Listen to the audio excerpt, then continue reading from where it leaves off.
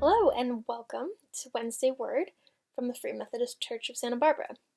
Today I'm honored to be able to add a final word to this month's ongoing series on mentorship.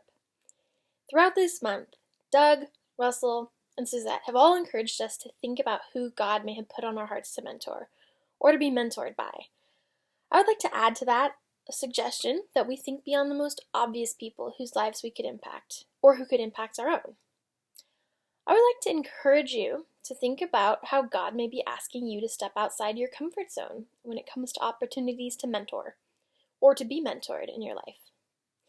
So to get started, let's read 1 Corinthians 12, verses 12 through 24. Just as a body, though one, has many parts, but all its many parts form one body, so it is with Christ. For we were all baptized by one Spirit so as to form one body, whether Jews or Gentiles, slave or free, and we were all given the one Spirit to drink. Even so, the body is not made up of one part, but of many. Now, if the foot should say, "Because I am not a hand, I do not belong to the body," it would not for that reason stop being part of the body. And if the ear should say, "Because I am not an eye, I do not belong to the body," it would not for that reason stop being part of the body. If the whole body were an eye, where would the sense of hearing be? If the whole body were an ear, where would the sense of smell be? But in fact, God has placed the parts in the body, every one of them, just as He wanted them to be. If they were all one part, where would the body be?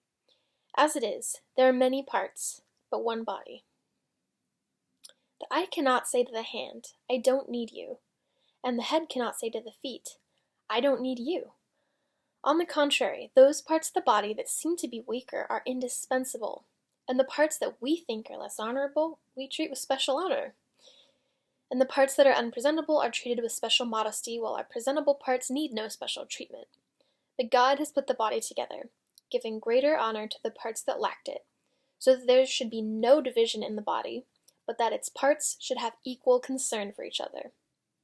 If one part suffers, every part suffers with it. If one part is honored, every part rejoices with it. Now, you are the body of Christ, and each one of you is a part of it. Okay, you may be wondering what this passage has to do with mentoring. It's certainly not obvious, but here's something that this passage does tell us, loud and clear. The body of Christ needs members of all kinds. Just like our human bodies are composed of a collection of very different parts, functioning together as one, the church itself must also be made up of many different kinds of members. Just as Paul says, if the whole body were an eye, how would it accomplish anything?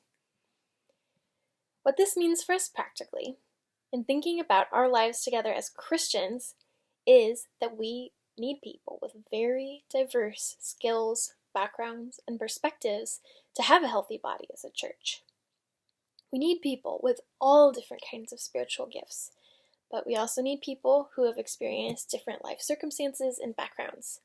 So this includes people with just about every characteristic that tends to divide us, whether it's race, gender, economic background, income, profession, relationship status, even age. We all need to learn from and to teach and mentor one another.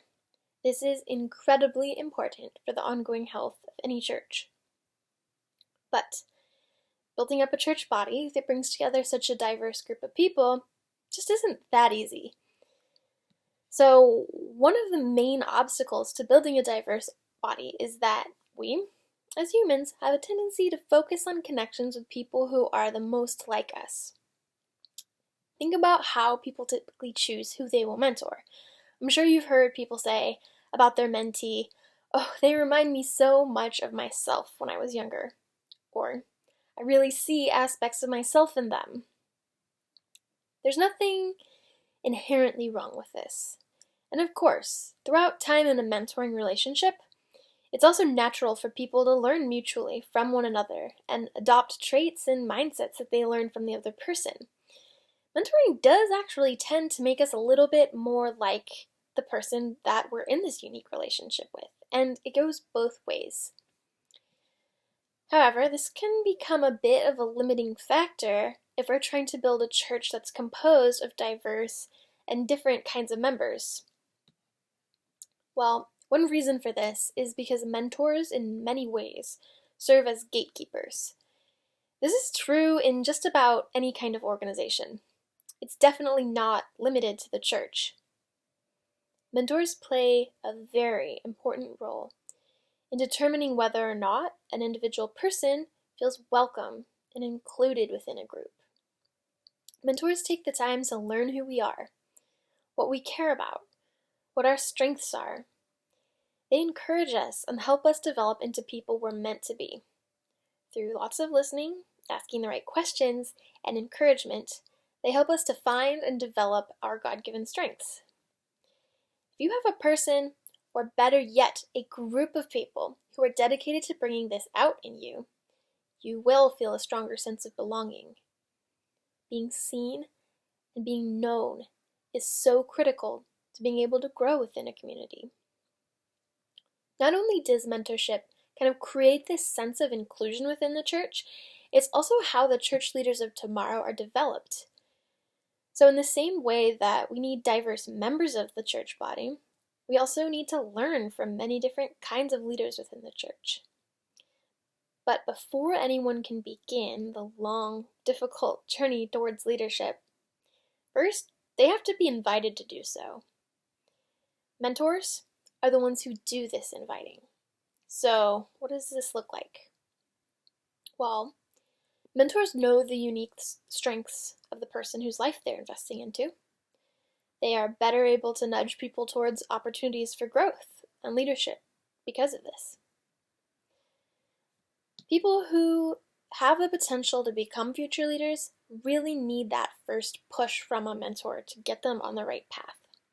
Their mentor might say, "You would be great in this ministry," or "You should think about doing a Wednesday word. Thanks, Doug." This is one huge reason why it is so important for us to be open to mentoring people who are different from ourselves.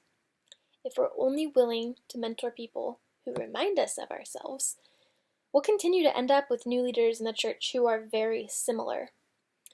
If our goal is to build up the body of Christ so that we can benefit from a diverse group of members, we have to start by searching our hearts to find ways that we might be resisting mentoring others who are different from us.